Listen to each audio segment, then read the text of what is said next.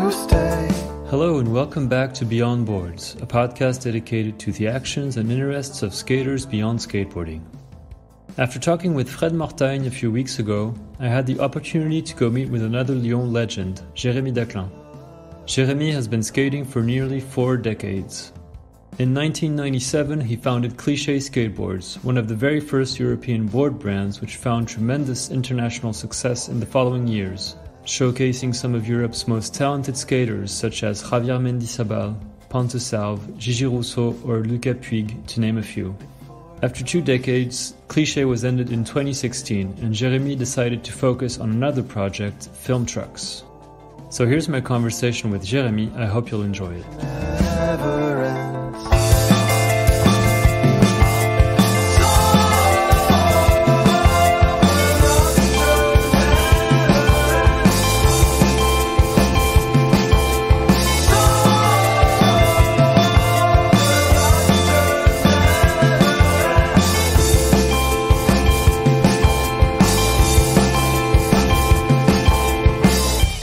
Hello, Jérémie. Thank you very much for seeing me today. Thank you for having me in your office here at Film Trucks, right behind Wall Street Skate Shop.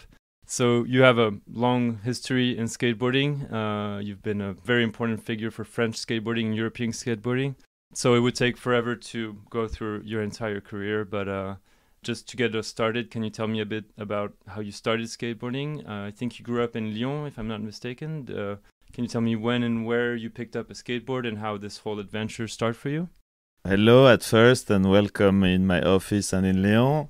So it's been a long time, Yeah. so I don't remember. No, but I think I started skateboarding like lots of people with some friends and someone show up with a skateboard and we start playing with it and maybe I saw... the first ollie or something like this and you become crazy about it and nothing really special with it. Do you remember what year it was when you started? Was it like in the 80s, mid-80s, around yeah, there? mid-80s, Okay. something like 80. The thing is, in the 70s, skateboarding was really big in France, but it Yep. was all those plastic boards like 70s yeah. board. And for sure, I had one and I was doing downhill with some friends, but nothing special. And after in 84 or 85, I saw someone or I just had my first board that I ordered in USA or something like this and wait for like 4 months to get it. And of Yeah. course, it was not the good board I received. Oh, yeah, okay. But it was good fun for sure. So tell me about how you started getting sponsors. I saw that you wrote for a few brands like New Deal, Tracker, Blockhead back in the day. Were these some of your very first sponsors when you were a teenager? Back in the days, it was, I think, very different because internet was not in the game. Yeah. So to meet up people and to see new tricks and it was all about traveling. And the main thing with traveling was all about contests. So I was doing all those contests, but not really to do the contest, more to get some friends, see some tricks. And after, like for example, I had some good friends in Amsterdam, like Clyde Semo. He's dead now. I'm very sad, but okay. so I had lots of friends all over Europe. So I was traveling here and there, and like everyone, I started to get sponsored by a skate shop in Lyon. It was Alain Damidzian who had a skate shop. It was not really a skate shop. It was more like a surplus shop. Oh, yeah, with all the American brands like Fruit of the Loom, stuff like this, and also skateboards. Okay. So, and then I get stuff from the distributor, Jean-Marc Vessette, which is still in business today in France, and he's doing like a really good job, and so he introduced me to some brands, and it's how it started. Okay. So that's why for me, like all those little skate shops, distributor, all those links to the scene is very important because it's the way to get the riders, to motivate the kids and get emulation in skateboarding. Yeah, it's a whole It's a whole ecosystem. ecosystem, and Yeah, it's yeah. very important, and it's why nowadays I'm still very into pushing the skate shops and Yeah, doing yeah. stuff with them, and because Yeah, it's instead of selling direct to consumer, exactly like, yeah. because it's sometimes skate shops are more like comment on dit MJC. Oh yeah, like a youth house Yeah, of like a some sort. youth Yeah, house, so like kids yeah, show up and stay all afternoon, and right. we need those kind of stuff in skate shops, and also Sure. we need kids to show up in skate shop and dream with all the boards on the wall, and instead of people behind the computers. Yeah, absolutely. Yeah, they're really cultural places more Yeah. than just places where you Yeah. buy a skateboard and just walk away. Yeah. So I think did you turn pro for New Deal or Deathbox? I'm not sure which company No, you had your first pro model. It for. was it's funny because with New Deal I felt like kind of far away. The company was based in United States, so it was kind of far away, and I met up Jeremy Fox from from Flip Skateboard, but back then it was Deathbox. Mm-hmm. And so I felt it was closer to me and more interesting for me because I can have more connection to them, and so I start writing for them, and he made me 2 or 3 pro model back then. But it was really the pro model from back then. I had no money. Even it was hard to get a few model of my own pro model. Oh yeah. So, but it was skateboarding was really small back then, and and it was good to be part of something like Flip Skateboard, who become like one of the main big players. Big players from 2000. Mm-hmm. So you were writing for these American brands for a little bit, and I understand that like for example for Deathbox or for New Deal, a filmer would come from the US and film with you just for a day or so, and that would be your entire video part basically. And I understand that it was you were a bit frustrated with that system of relying on the US brands or not having as much coverage as American writers, for example. Was that kind of what sparked the idea for you to build a brand in France and in Europe and kind of create a whole scene out here? Yeah, as a writer, I saw that back then to be in the game with skateboarding, you had to go to USA, and it was all about being in the US. And even if you were like super good, you had to go there, and it's what Deathbox understand as well, and they moved over there. That's right, yeah.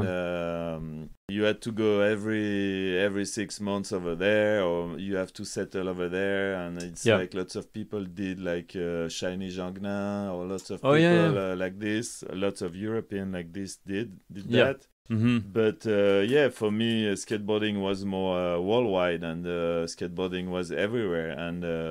And before Cliché, I had a skate shop. That's right, yeah. All access, right? Yeah, and I saw that all the stuff that we were selling, it was from American brands, and we were skateboarding, but all the money we were making and involved in skateboarding was going back to the US. Yeah. So I thought, like, why not doing something in Europe so we can get our money back and do our own things and have your own industry. Our own industry. And were there any board brands in France or in Europe that you know of at that time before you started Cliché? Very little project, and but back then skateboarding was really small. And also I had to start working because back then I was kind of pro, but I was not making any money out of skateboarding. Yeah. So that's why I started the skate shop.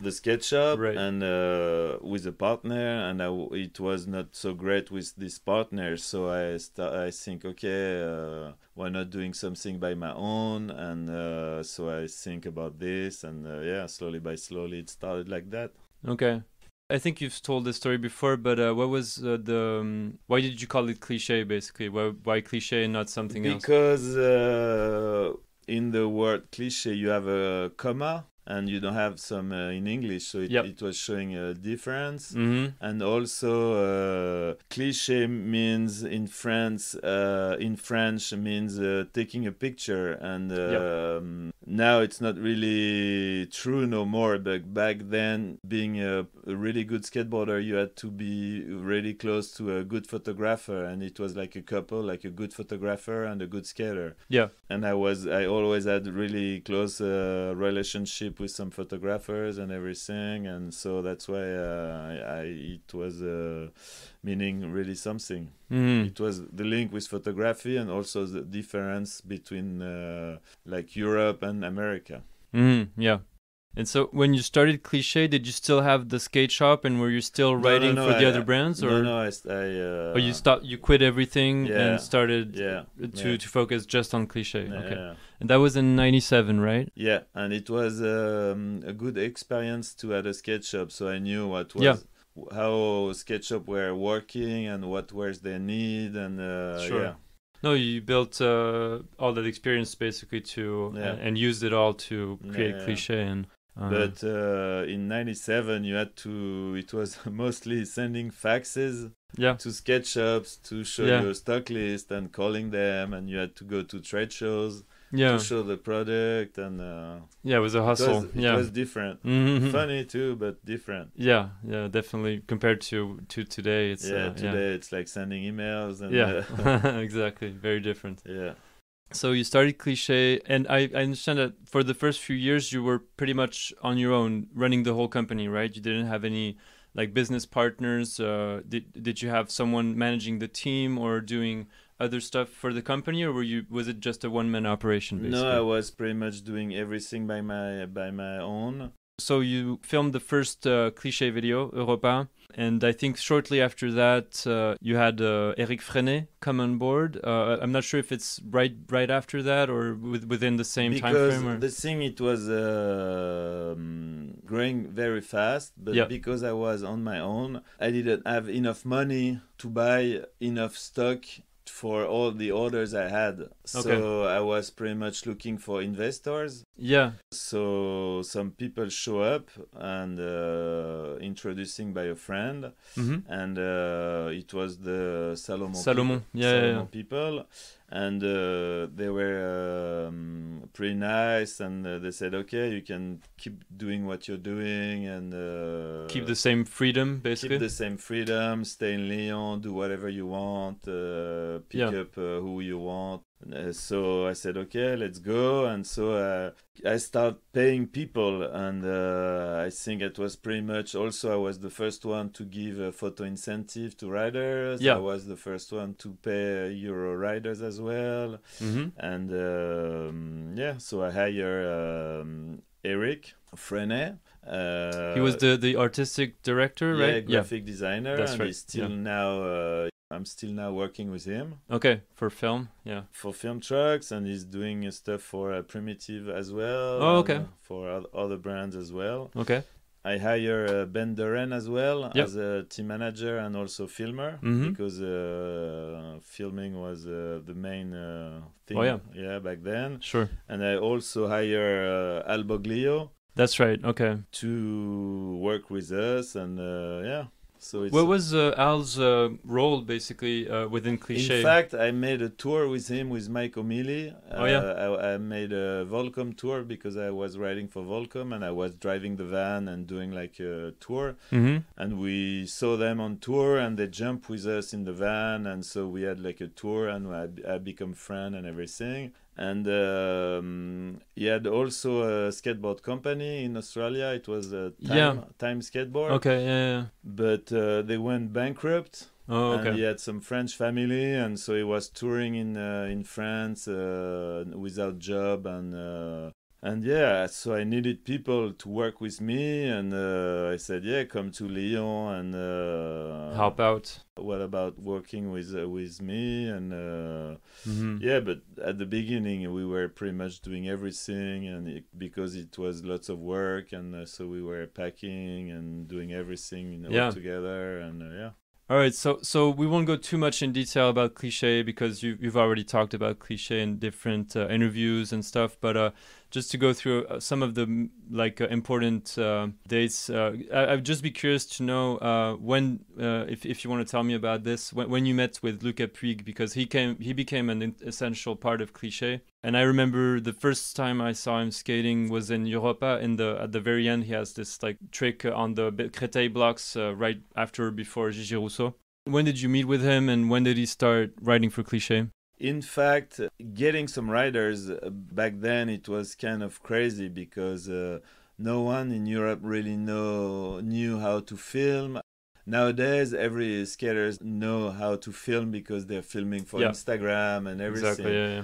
And back then, it was like someone can be super good, but he had to put effort in a video part, and so I had to pick up so many riders, but some were good for filming and some were not good for filming, and it was a long learning process. Mm-hmm. But anyway, Lucas was one of those talents, and I met him through Gigi Rousseau. Okay. And the process was long by taking him on tours and slowly by slowly, filming with him and. So he was very young when you met him, like 14 course. around there. Yeah, and of course, and there's a law in France that you had to go to school before. You can't quit school before 16. Yeah, that's right. So he was already going on tour with us. And, skipping school. School. So I had to make him to do his homework. And I was the only one with cell phone. So his mom was calling me. And wow. Every day. But it was one of those very good human. And at the end of the day, he's one of the dude that can go on tours and be very happy with it, and he's more than talented. He's also like a very good human. Yeah, he looks. I don't know him, but he looks like a great dude for sure. Yeah, an amazing skateboarder still today. We just talked about him earlier. He's killing it out there in California right now. All right, so I'd just be interested also in asking you about this project called Link Footwear, which happened, I think, within the next few years after Europa and everything, so early 2000s.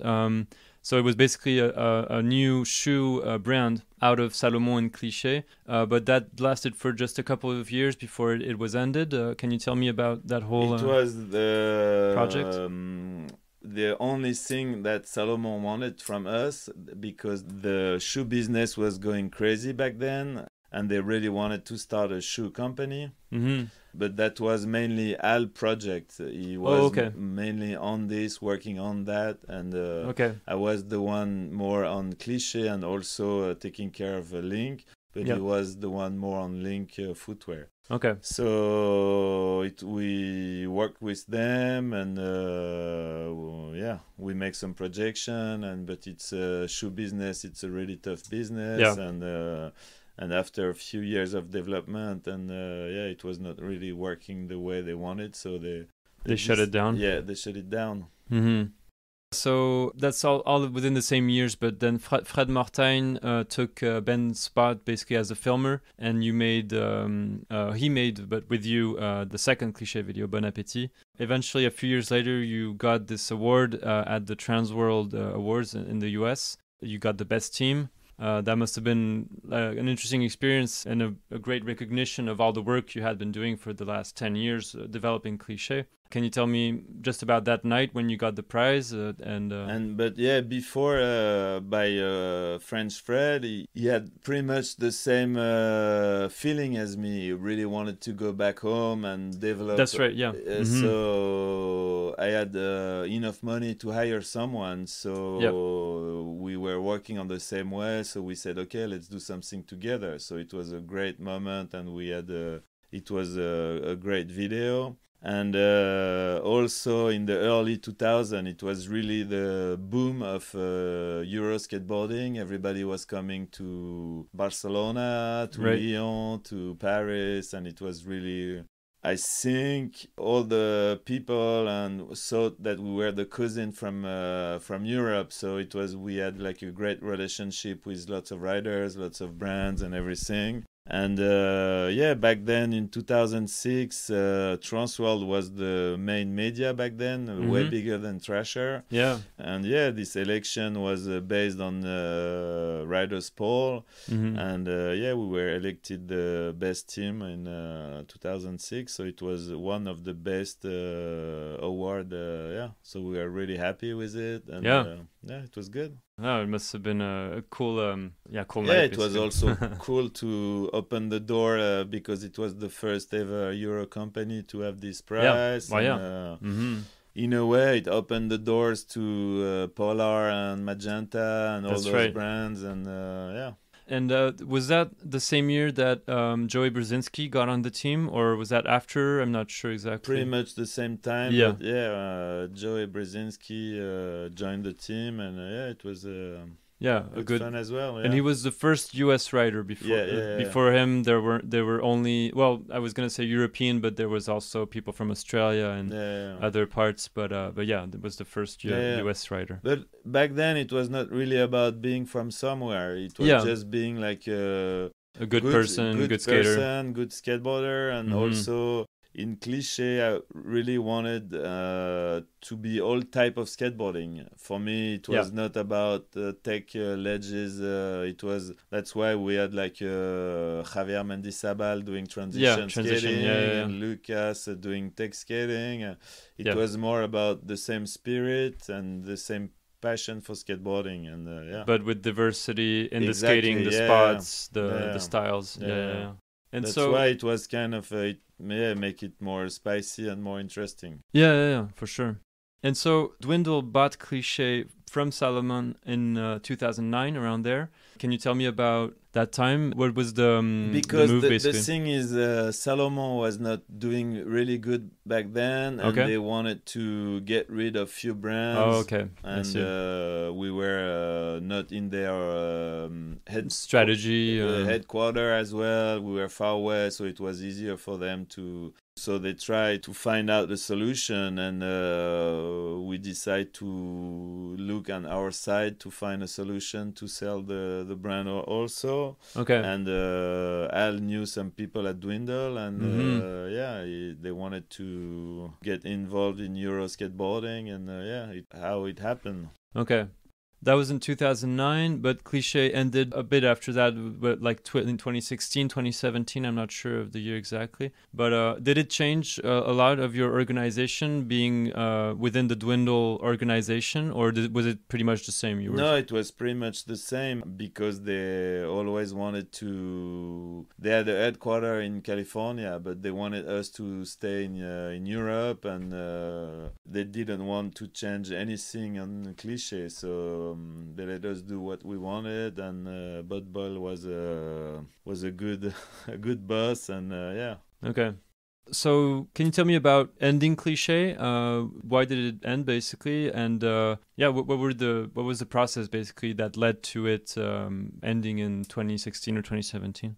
I think they had a few problems and they had to quit some brands, and so we were the last brand in. So first brand out, first brand out, but they were kind of really nice. They wanted us to buy the brand, but it was not really our plans, and they pay every riders they all contract, and they let us sometimes to land on your feet, basically.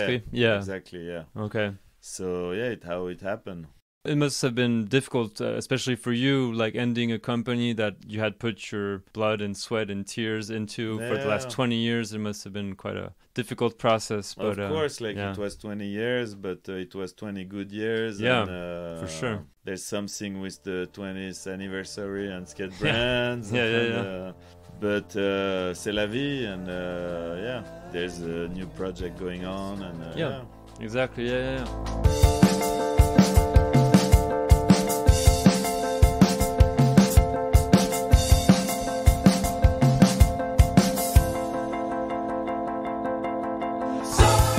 So you started, I think, Film Trucks back in 2000. You created the brand, but you didn't put much effort into it. Yeah, until 2018, around there. How was that transition between the end of Cliché and focusing again on film trucks? After the end of Cliché, I just think, okay, what can I do now? Can I knock on the door of big companies like shoe companies or stuff like this? But I didn't really want to have like a boss or something. So I said, okay, let's try to keep going on doing your own thing. Doing my own thing and everything, and I'm always been interested in truck geometry and trucks gimmicks and stuff like this. And trucks is the hardest part of board setup, of a board setup to create, and that's why there's not so many brands of trucks. And so I start working on this, and it took me like 1 or 2 years of developing, development and stuff like this, and I started.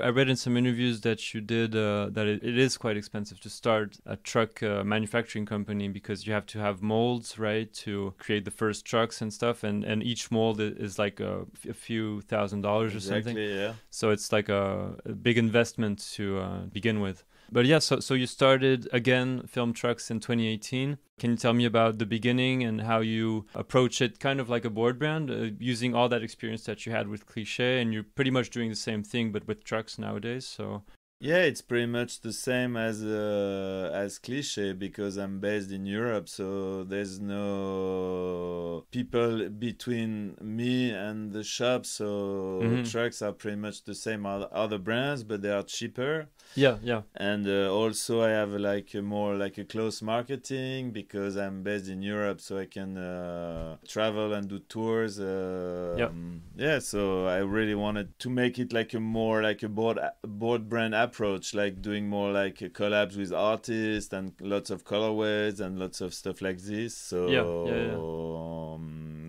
you have a big team. Actually, yesterday I watched on the website, there seems to be a few people that are like the main pros, so to speak. We mentioned earlier Tom Botwid, Leo Valls, and Victor Cascarini, who recently released this part with the ramen bowl whole thing. His own colorway. That's right, yeah. Do you sponsor only European riders at this point, or do you have any riders from outside of Europe?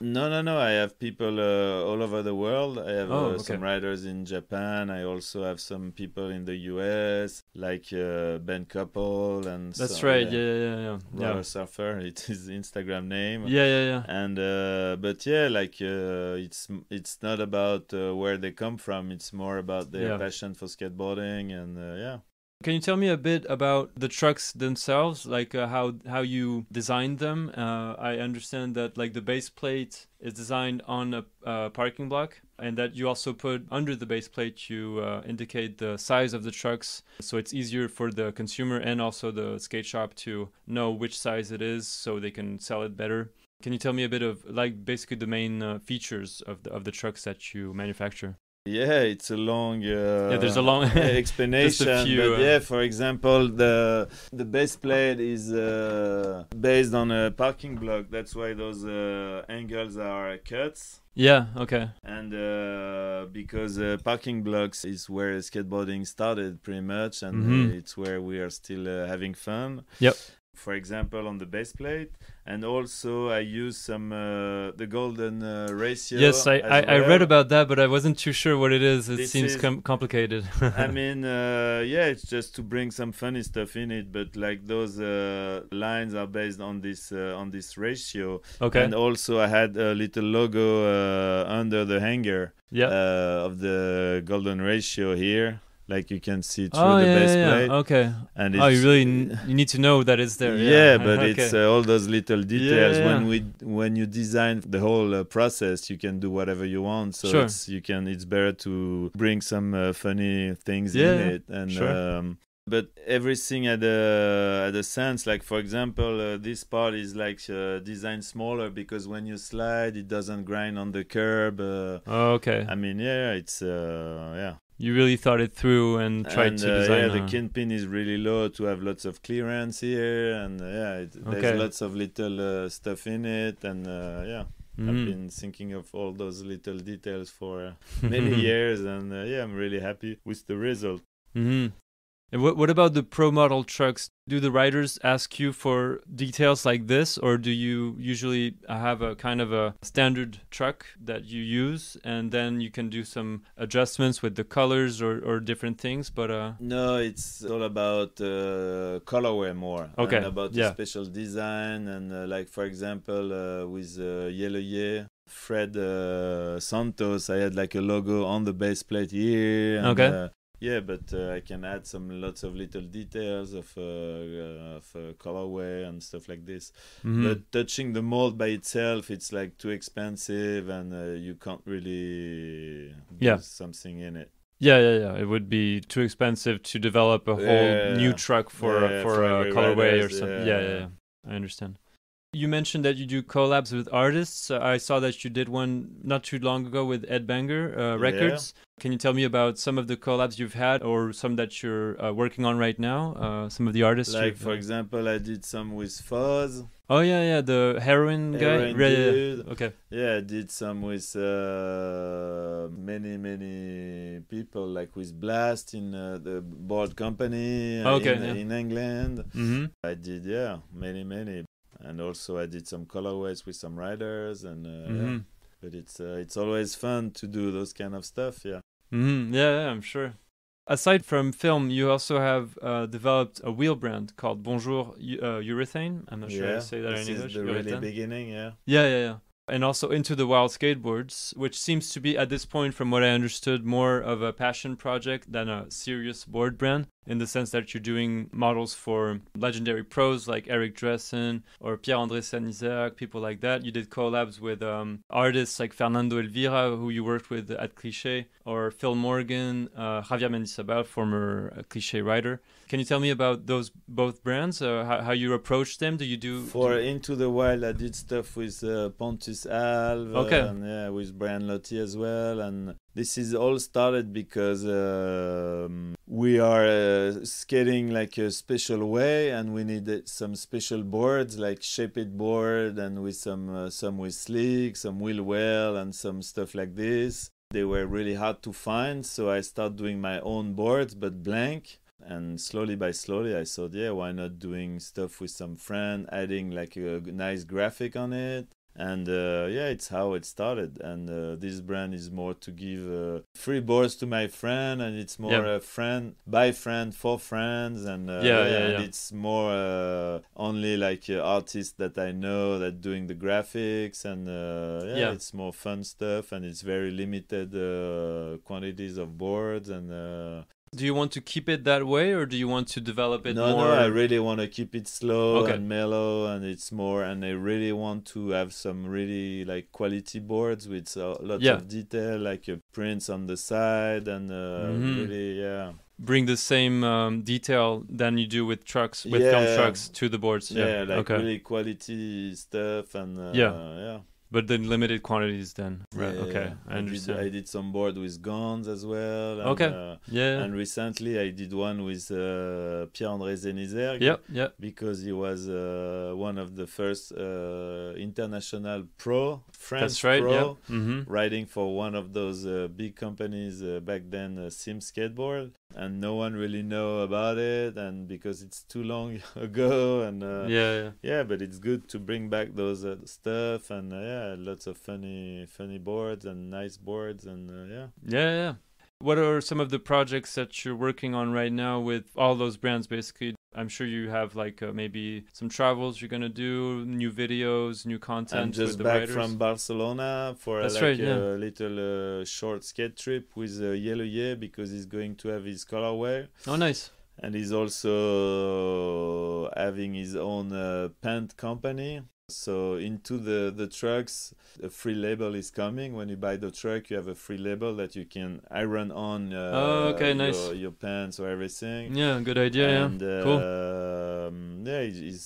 We went over in Barcelona. He showed us his warehouse and the way he's working on pants, and we skated together. And so we're working on a clip, like a 5-minute clip on this. And I'm also working on a French skate shop tour as well for this summer. I'm going nice, to bring it the good old way and get some riders in the van and go from one shop to the other to see everyone and say hello. Do like signings, demos, kind of Not stuff? really signing, not really demos, just one day of going to the store and the day after skating the city and okay. So hanging out with the people from the crew store, and, the local back skate to scene. the roots of skateboarding. Yeah. Awesome. And it's cool to do stuff like this. To go back to skating in itself, we talked about it a bit when I got here. You've been skating for a long time now. It looks like you skate pretty much every day. How do you keep the motivation? How do you take care of yourself basically to keep skating every day? Because I'm sure you must have some hard days sometimes when you slam and stuff. We talked about slappies. It's obviously a way of skating where you don't have as much impact, so that probably helps. But can you tell me about how you approach skating now in this period of your life? I don't really have something special. I'm French, so I drink wine and I like good food. And, But I try to skate every day because it's what I like to do and why I wake up every day and and the thing is when I was 20 I was doing big jump and big rails and big stuff, and slowly by slowly your body is getting old and you can't skate the same way as before. So you have to accept that. And but also skateboarding, it's about learning new tricks and doing new stuff. So there's many ways to learn new tricks and do new tricks. So a few years ago we started skating slappies, and it's pretty fun, and it's some great feeling, and you can relearn some tricks, and it's all about being with your friends and having fun, like on a small concrete ledge. So it's it's good. I think a few years ago you even traveled to California just to skate some like little curbs or like exactly. We were every 3 or 4 years in a row. We were with some friends. We went like 2 weeks in California, skating some red curbs and meeting some people over there like Chris Pastras and those dudes. And he's heavily into slappies as well. There's people all over the world, and you started a movement. I'm not, but it's and I think it's good because the good thing with skateboarding, it's not about the level. It's not, you're not fighting with someone else. It's all about yourself and pushing yourself and trying to do new and learn new tricks, as you said. New tricks, and it's not about the level. Even like a beginner is fighting against himself. So you can be super good but still slamming and still fighting to do your trick. So that's why it's make it fun and make it hard as well, but fun too.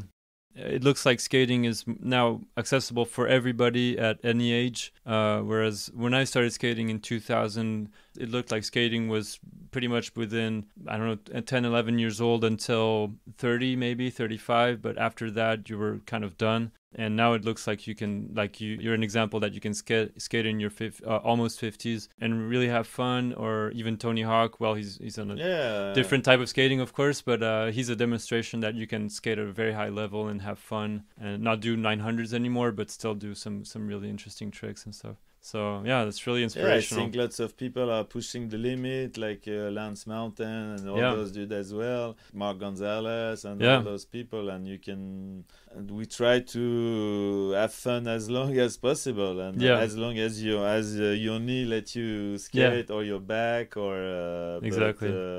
It's also fun to be on a skate spot with someone of 15 years old or 20 years old and you're 50 or that's actually something I wanted to ask you about, being with all these kids basically that are skating for film. How is it nowadays? Because when you were doing Cliché, you were in your late 20s, 30s and stuff, and still pro. But now how is it traveling with people that are sometimes like 15, 16 and at first, I want to say that I'm not nostalgic of the 90s. Or Sure, no, of course. I think nowadays kids are better than before, and skateboarding is better now because now before it was only one way. Now it's like a million ways, and you can do slappies, you can do Olympic Games, you can do concrete, you can do freestyle as well, or you can do downhill, and now skateboarding is way more open-minded. Yeah. But yeah, what I also I think as long as you show the way, you can ask people. I mean, because I've been team manager for a long time, and as long as you're skating, you can ask your rider to wake up and go skate. Yeah, you have shoot pictures. So because you're skating, you have the credibility. That's right, exactly. And because if you drink and smoke pot all day long and you sit on your chair all day long, you can't really ask riders, go jump on this rail, do this trick. But as long as you're skating and you put passion in it and you make effort to do it, you can ask the riders, and riders understand. Then it's like their job, basically. Yeah. Back then or nowadays, as long as I'm still skating, I feel confident in being like a team manager, managing like a team, or going on tour with the riders, because we have the same passion for skateboarding. But as long as you are not skating no more and you have other passion, or you can't really, and that's the same for everything. I mean, to ask someone something, you have to be able to do it, or Very last question on film. I was just interested in knowing, so you said you want to sell as much as possible in skate shops. So I assume in France that you must distribute directly to skate shops as much as possible. Yeah, of course. How do you do it with the other countries? Like, do you sell via distributors in the US or elsewhere? I go in other countries. I go with historical distributors. Okay. For example, in the US, I go with Eastern Supplies, and also another distributor who does only Euro product, which is Euro Things. And for other countries, in Japan, I use like the same distributor as Soltec. In Belgium, I use Jean-Jacques Distribution. It's in every country. Some distributors distribute straight to shops, but I use the old-fashioned way and go through distributors. Okay. Do you also sell a bit direct to consumer? Like if I wanted to buy some trucks on your website, can I do that? And I started this not so long ago, but I don't really push it because I don't want to be like short circuit the skate shop. I prefer people buy through skate shops and and help the whole scene, basically, the skate shop, the brands, and of course it's nowadays a business model, but it's not really the one I'm pushing really hard. This is a question I try to end the interviews with. It's basically, what is like the best lesson or the most precious thing that you've learned from skateboarding? I mean, I don't know, but try to follow your dreams and do what you want to make your life interesting. I mean, I read somewhere that you said that you, I'm not sure, I think it was in that Gencom interview you did not very long ago. You said that you pretty much never applied for a job or sent a resume. Exactly, is that true? Yeah. So your entire adult life, you always were your own boss, basically, and were able to work in the skate industry. And also I always kind of worked on the skateboard industry. And, as well as being a pro, you mean? Yeah, of course, yeah. You were always involved in other projects. Yeah, but maybe one day I'd have to, but... go work in a bank or something. Well, hopefully not too anytime soon. Yeah. So I have a few questions. Some of them are written. The people send them, and some others are audio. So I'll read you the first ones. Okay. All right. So this one is from Jan Cleaver.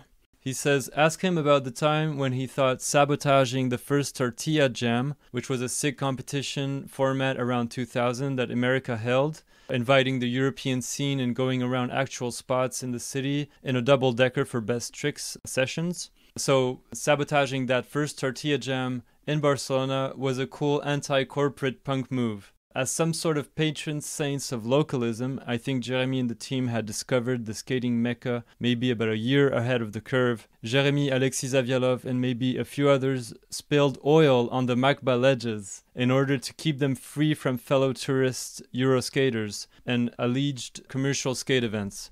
It's pretty funny in hindsight, but I remember being super pissed at the time not being able to properly skate the ledges. It was still a fun session in the end, though. Do you remember what he's referring to? Or? Of course. As being a skateboarder, in a way, you had to be a punk as well. Mm-hmm. But back then, the story is Alexis Zavialov was living in Barcelona for a few years. Mm-hmm. And as I told you, he was a photographer. And as I told you, I had a really close relationship to photographers. So he was really my friend. And before he was living in Lyon in my studio in the Cliché office and everything for a few years.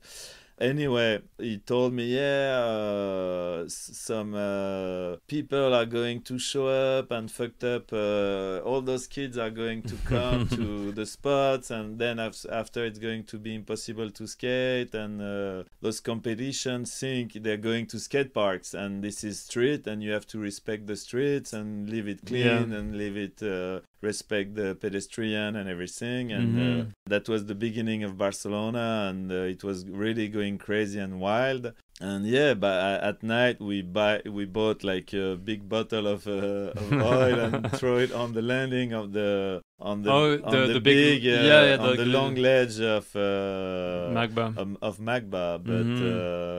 But that was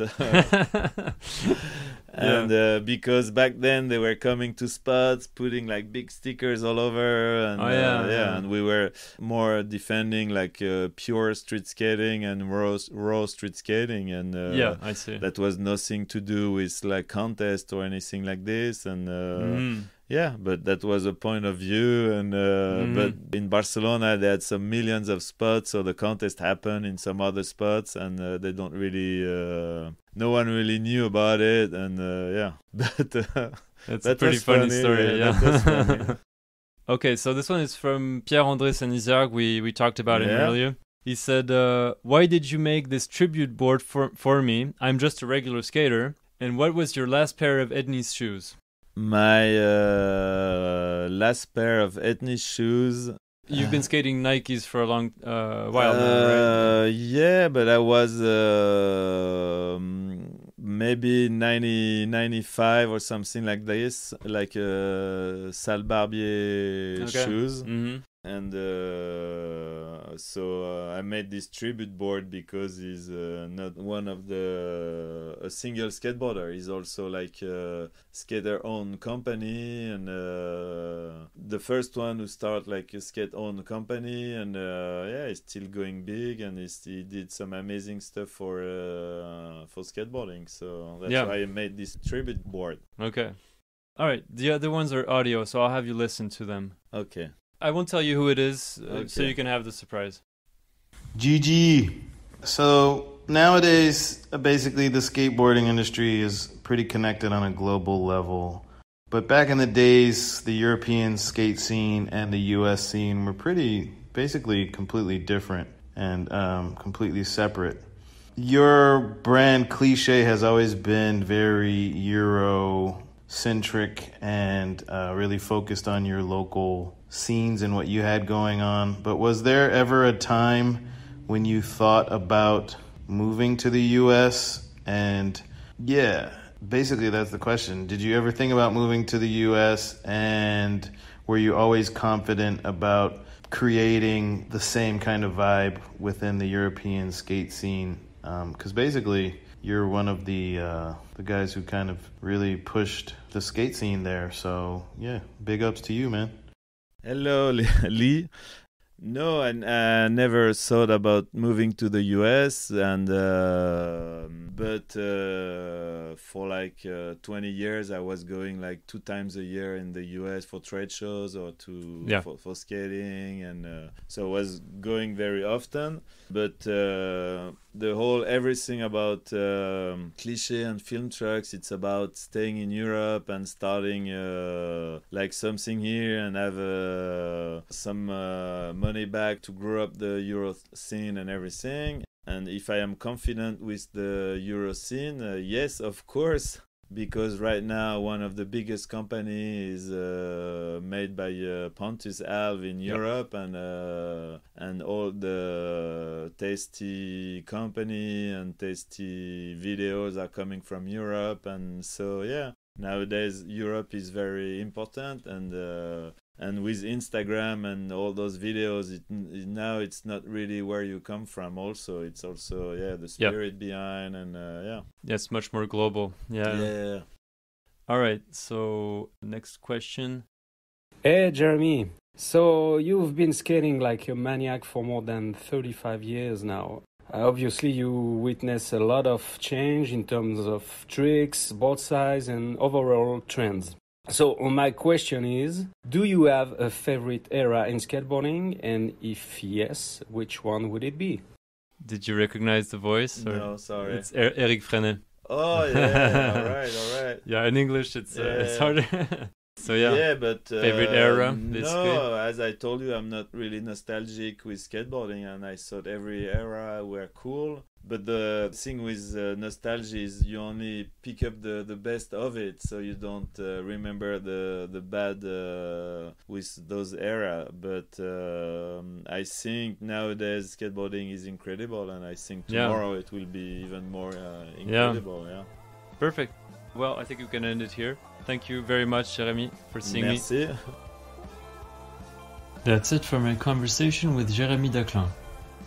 Go follow Jérémie on his different Instagram accounts at Jérémie Daclin, at Film Trucks, at Into the Wild Skateboards, and at Bonjour Urethane. You can buy some of his gear on filmtrucks.fr, but better yet, ask your local skate shop if you can find some there. If you've never seen any Cliché videos, go watch Europa, Bon Appétit, Freedom Fries, Hello Jojo, Bon Voyage, and all the other ones. And go check out some of the more recent videos Jérémie has put together for film trucks, such as Flamand Rose. Thank you for tuning in. See you soon for a new episode of Beyond Boards.